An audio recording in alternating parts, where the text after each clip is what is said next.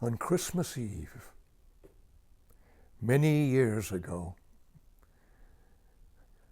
I lay quietly in my bed. I didn't rustle the sheets. I breathed slowly and quietly.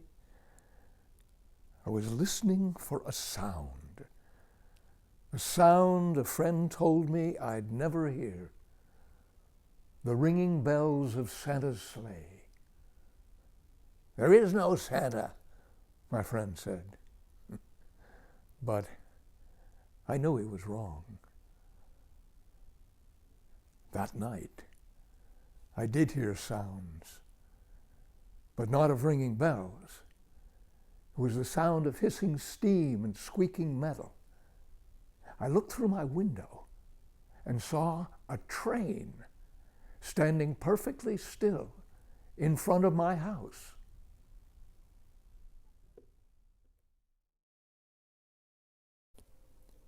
It was wrapped in an apron of steam.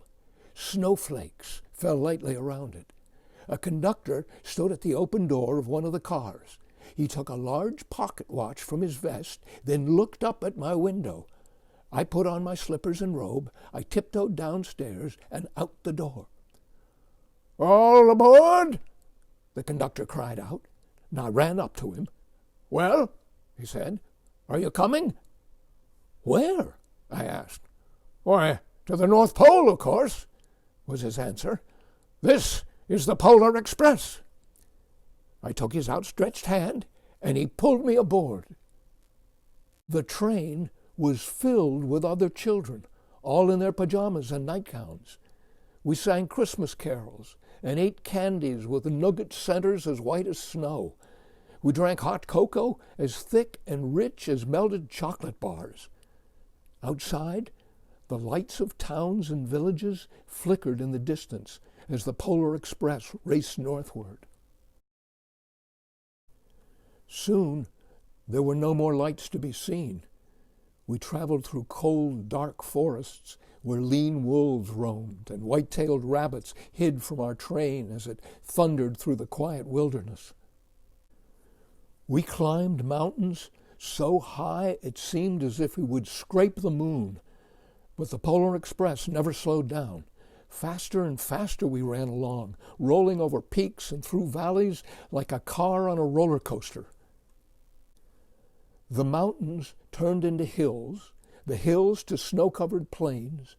We crossed a barren desert of ice, the great polar ice cap. Lights appeared in the distance. They looked like the lights of a strange ocean liner sailing on a frozen sea.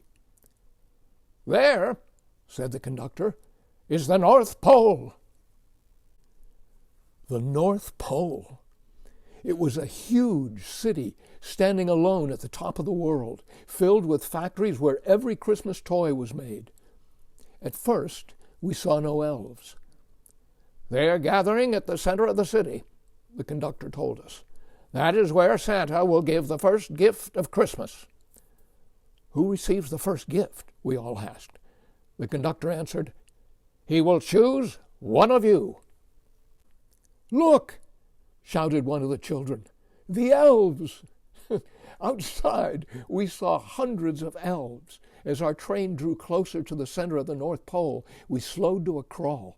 So crowded were the streets with Santa's helpers. When the Polar Express could go no farther, we stopped, and the conductor led us outside. We pressed through the crowd to the edge of a large open circle. In front of us stood Santa's sleigh. The reindeer were excited. They pranced and paced, ringing the silver sleigh bells that hung from their harnesses. It was a magical sound, like nothing I've ever heard. Across the circle, the elves moved apart, and Santa Claus appeared. The elves cheered wildly. He marched over to us, and pointing to me, said, "Let's have this fellow here." He jumped into his sleigh. The conductor handed me up. I sat on Santa's knee, and he asked, "Now, what would you like for Christmas?" I knew that I could have any gift I could imagine, but the thing I wanted most for Christmas was not inside Santa's giant bag. What I wanted most, more than anything, was one silver bell from Santa's sleigh. When I asked, Santa smiled. Then he gave me a hug and told an elf to cut a bell from a reindeer's harness. The elf tossed it up to Santa. He stood, holding the bell high above him, and called out, "The first gift of Christmas." A clock struck midnight as the elves roared their approval. Santa handed the bell to me, and I put it in my bathrobe pocket. The conductor helped me down from the sleigh. Santa shouted out the reindeers' names and cracked his whip. His team charged forward and climbed into the air. Santa circled once above us, then disappeared in the cold, dark polar sky. As soon as we were back inside the Polar Express, the other children asked to see the bell. I reached into my pocket, but the only thing I felt was a hole. I had lost the silver bell from Santa Claus's sleigh. "Let's hurry outside and look for it," one of the children said. But the train gave a sudden lurch and started moving.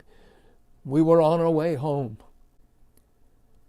It broke my heart to lose the bell. When the train reached my house, I sadly left the other children. I stood at my doorway and waved goodbye. The conductor said something from the moving train, but I couldn't hear him. "What?" I yelled out. And he cupped his hands around his mouth. "Merry Christmas!" he shouted. And the Polar Express let out a loud blast from its whistle and sped away.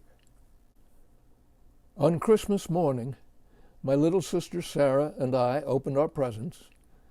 When it looked as if everything had been unwrapped, Sarah found one last small box behind the tree.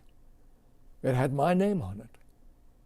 Inside was the silver bell. There was a note. "Found this on the seat of my sleigh. Fix that hole in your pocket. Signed, Mr. C." I shook the bell. It made the most beautiful sound my sister and I had ever heard.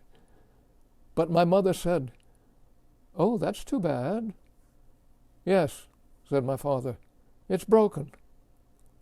When I'd shaken the bell, my parents had not heard a sound.